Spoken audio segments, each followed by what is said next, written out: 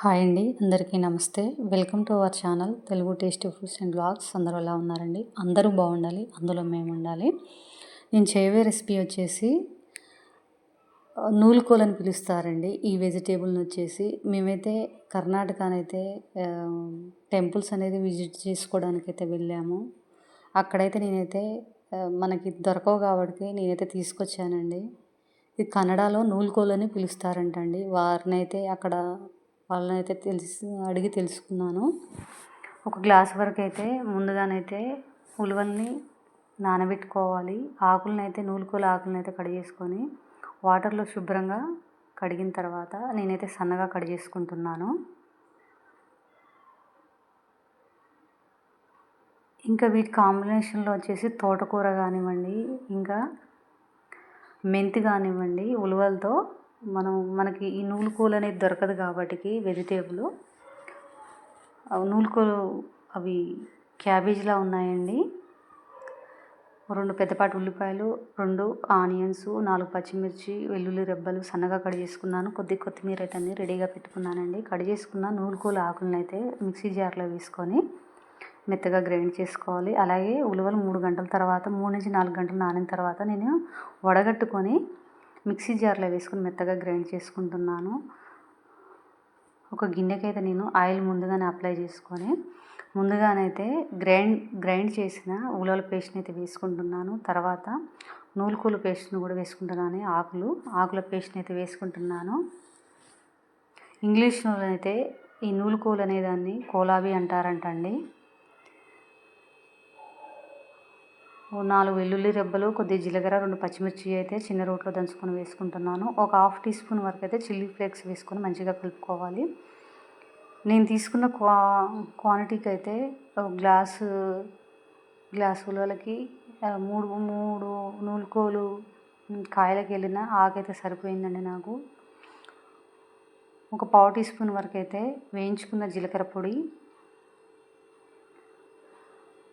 కొద్దిగా పసుపు కూడా వేసుకొని అన్నీ కలిపి పెట్టుకోవాలి. ఇవి వచ్చేసి ఒక గిన్నెలోనండి ఒక స్టాండ్ పెట్టుకొని ఆవిరి మీదనైతే ఉడికించుకోవాలి. నేను ఇండక్షన్ స్టవ్ మీదనైతే స్టీల్ గిన్నెలో వాటర్ పోసి ఒక మూతనైతే బోర్లా వేసుకొని నేనైతే ఆవిరి మీద ఉడికించుకుంటున్నాను. ఇది మనకు 15 నిమిషాల వరకు అయితే టైం తీసుకుంటుందండి. స్టవ్ మీదనైతే ఒక గిన్నెలో వాటర్ పోసుకొని ఒక స్టాండ్ పెట్టుకొని పైనుంచి మూత పెట్టుకొని అయితే ఒక 20 నిమిషాల వరకు పాటు అయితే మీడియం మంటపై అయితే ఉడికించుకోవాలి. నాకైతే ఉడికిపోయినట్టేనండి.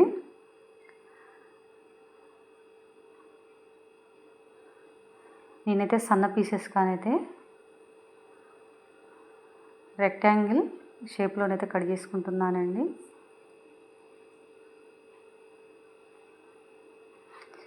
చేసుకున్న తర్వాత స్టవ్ మీద గ్రేవీ కోసం అండి ఒక ప్యాన్ పెట్టేసుకొని ఒక క్యూబ్ వరకు అయితే నేను బటర్ తీసుకున్నాను. ఇంకొద్దిగా ఆయిల్ అయితే యాడ్ చేసుకున్నాను. మీరు మొత్తంగా వచ్చేసి 2 క్యూబ్స్ వరకు అయితే బటర్ తీసుకోవచ్చు. కొద్దిగా దాల్చిన చెక్క, ఇంకా వచ్చేసి 3 లవంగాలు, 2 ఇలాచి వేసుకోవాలి. సన్నగా తరిగి పెట్టుకున్న ఉల్లిపాయలు వేసుకొని మంచిగా ఫ్రై అయిన తర్వాత పచ్చిమిర్చి కూడా వేసుకొని మంచిగా ఫ్రై చేసుకోవాలి. ఒక 8 వరకు అయితే మళ్ళీ వెల్లుల్లిపాయలు అయితే నేనైతే మెత్తగా దంచుకొని వేసుకుంటున్నాను. ఒక హాఫ్ టీ స్పూన్ వరకు అయితే అల్లం కూడా వేసుకోవాలి. ఇలా వేసుకోవటం వల్ల గ్రేవీకి అనేది మంచి టేస్ట్ వస్తుందండి.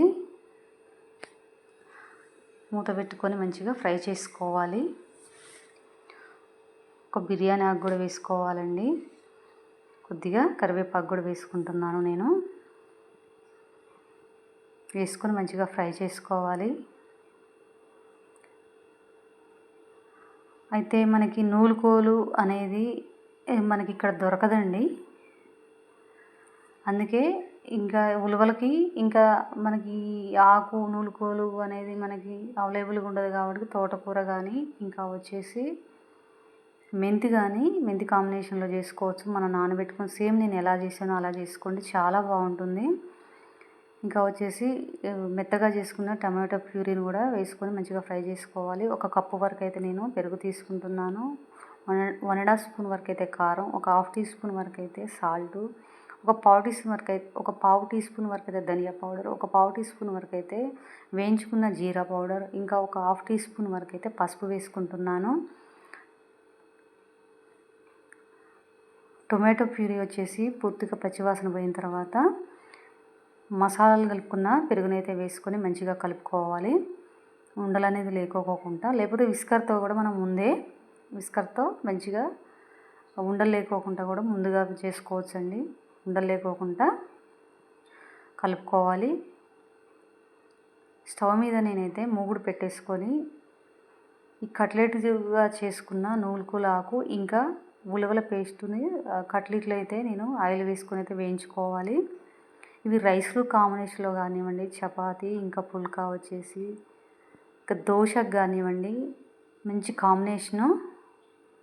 ఇవి మనం రైస్లో కూడా అండి వేయించుకున్న తర్వాత ఒక 4 పీసెస్ కానీ పక్కకు పెట్టుకోవచ్చు. టేస్ట్ అనేది చాలా టేస్ట్గా ఉంటుందండి. నేను రెండోసారి కూడా వేసుకొని అయితే వేయించుకుంటున్నాను. మొత్తం 3 సార్లు అయితే వేయించుకున్నానండి. ఇంకా మీకు నేను కొద్దిగా ఆయిల్ వేసి వేయించుకుంటున్నాను. కొద్దిగా ఎక్కువ ఆయిల్ వేసుకొని ఫ్రై చేసుకోవటం వల్ల మనకు కొద్దిగా కింద అడుగు భాగంలో అతుక్కోకుండా ఉంటుంది. ఇవి రైస్లో కూడా పక్కకు పెట్టుకోండి. ఇట్లా తినడానికి రైస్లోకి కానివ్వండి, ఇంకా చపాతీ ఏదైనా చాలా టేస్ట్ అనేది చాలా బాగుంటుంది. ఫ్రై అయిపోయినట్టేనండి. మొత్తం గ్రేవీ కూడా దగ్గర పడ్డది. ఒక 1 స్పూన్ వరకు అయితే గరం మసాలా వేసుకోవాలి. ఖచ్చితంగా వేసుకుంటేనే మంచి టేస్ట్ వస్తుంది. కొద్దిగా ధనియా పౌడర్ వేసుకోవాలి, కొద్దిగా జీరా పౌడర్ వేసుకోవాలి. వేసుకొని ఈ నూలుకోలు కట్లెట్ అయితే వేసుకోవాలి. వేసుకొని నేనైతే కొద్దిగా కొత్తిమీర వేసుకుంటున్నాను. ఒక హాఫ్ మినిట్ వరకు అయితే ఉంచుకొని నూలుకోలు ఇంకా ఉలవలతో చేసిన కట్లెట్ గ్రేవీ కర్రీ అయితే రెడీ అయిపోయినట్టేనండి. నేను చపాతీ అయితే చేస్తున్నాను. ఎంత హెల్దీయో ఉలవలు అనేది చాలా హెల్దీ కదండి. మీరు తోటకూర ఇంకా మెంతి కాంబినేషన్లో చేయండి. నేను ఎలా చేశానో అలానే ఒక గిన్నెలో నీళ్ళు పోసుకొని అంతేనండి. ఈ ఉలవల పేస్టు ఇంకా తోటకూరతో కానివ్వండి మెత్తగా గ్రైండ్ చేసి కొద్దిగా కారం అవన్నీ వేసుకొని మంచిగా కలుపుకొని ఒక గిన్నెకి ఆయిల్ అప్లై చేసుకొని ఆవిరి మీద ఉడికించుకోవాలి. ఫస్ట్ వచ్చేసి చాలా టేస్ట్గా ఉంటుందండి. నేను అడిగి మరీ కర్ణాటకలో గోకర్ణ అక్కడ తీసుకొచ్చానండి నేను ఈ నూలుకోలు వెజిటేబుల్ అనేది. ఇంగ్లీష్లో కోలాబీ అంటారట, కన్నడలో నూలుకోలు అంటారు. నాకు ఇష్టంగా తెచ్చానండి. మనకు దొరకవు కదా. ఇది సేమ్ చూడడానికైతే క్యాబేజీ ఇలానే ఉన్నది, కానీ ఇట్లా ఆలులా ఫ్రై చేసుకోవచ్చంట, సాంబార్లో కూడా వేసుకోవచ్చంట. చపాతీలు అయితే చేశానండి. తప్పక ట్రై చేయండి. ఇంకా మేము టూర్కి అయితే వెళ్ళామండి. శృంగేరి వీడియో అనేది వస్తుంది. శృంగేరి ఇంకా గోకర్ణ వీడియోస్ వస్తాయి. మురుదేశ్వర వెళ్ళాము, కుక్కి సుబ్రహ్మణ్యేశ్వర స్వామికి వెళ్ళాము, ధర్మస్థల వెళ్ళామండి. మొన్న జనవరి వైకుంఠ ఏకాదశి రోజు వెళ్ళాము. 10th వెళ్ళి 19th వచ్చాము. రైస్లో కూడా చాలా బాగుంటుందండి. తప్పక ట్రై చేయండి. నూలుకోలు ఇంకా ఉలవలతో చేసిన కట్లెట్ గ్రేవీ కర్రీ చపాతీ